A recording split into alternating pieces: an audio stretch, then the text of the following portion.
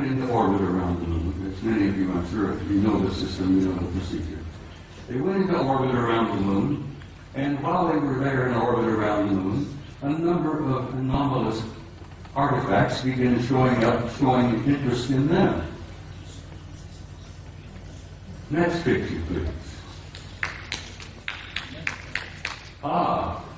This picture was taken by Neil Armstrong. While they're looking out of the window of their little craft, this object flew by. There's the moon in the background, of course. There's this object that flew by the window of that little craft that they were riding in. Neil took the Hasselblad camera that he had, put it up the window, and snapped this picture. Next picture, please. NASA Apollo 12. Roll 51, negative number 8653, something like that. Now, this is a good-sized object. This is several hundred feet in diameter that came up next to the lander, flew along beside them for a time.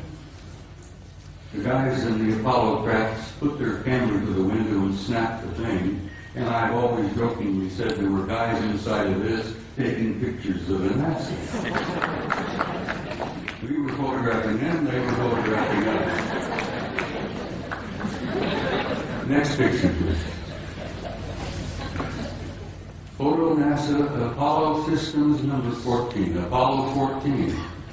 Roll 70, negative, what is it, 9837, I think, or 8837, I think it is. This is the Landsberg crater on the moon. The guys in orbit above the moon were particularly fascinated by Landsberg. They had been given a special assignment to take pictures of Landsberg because the crater, which they designated as Landsberg, had things going on in the crater that were very anomalous. There was construction going on. There were enormous facilities in the crater up there. So they were specifically designated and assigned to photograph Landsberg to see if they could figure out what the hell's going on down there in the crater on Landsberg. While they were looking at Landsberg, this object happened to express interest in them and flew by. Now this line is an artificial line that was drawn to show you the direction that this object was going. This is a good-sized object flying past the Apollo lander. God, I'm so glad that some of these were saved. I still think 40 rolls of film were taken and they erased them. Anyhow, next picture, please. It's the same photo of Landsberg, but with the next negative, 9838 of this object here, flying by. Next picture. Now we're getting into some nitty-gritty. I'm going to give you just a brief little bit of history here.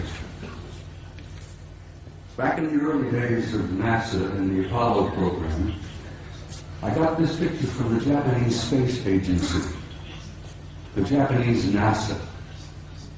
They have a tremendous program going over there in Japan. You know, the Japanese are bright people.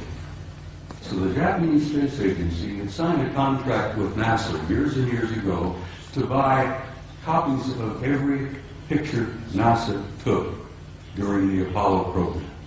And I'm sure the Japanese paid a sizable amount of money for this contract. And as the films was developed and the photos were made and they shipped them off to Japan, and the Japanese have a tremendous reservoir of good original NASA pictures. They bought them, they paid for them. Now, this photograph was released by the Japanese Space Agency, and you can see the Japanese writing here. This was taken by Apollo 13. Now, you're all familiar, I'm sure, with Apollo 13. That was the aborted mission that was going to the moon to land, and they had an accident on the way. They couldn't land. They damn well barely got back. While they were on the way to the moon, Here's the moon.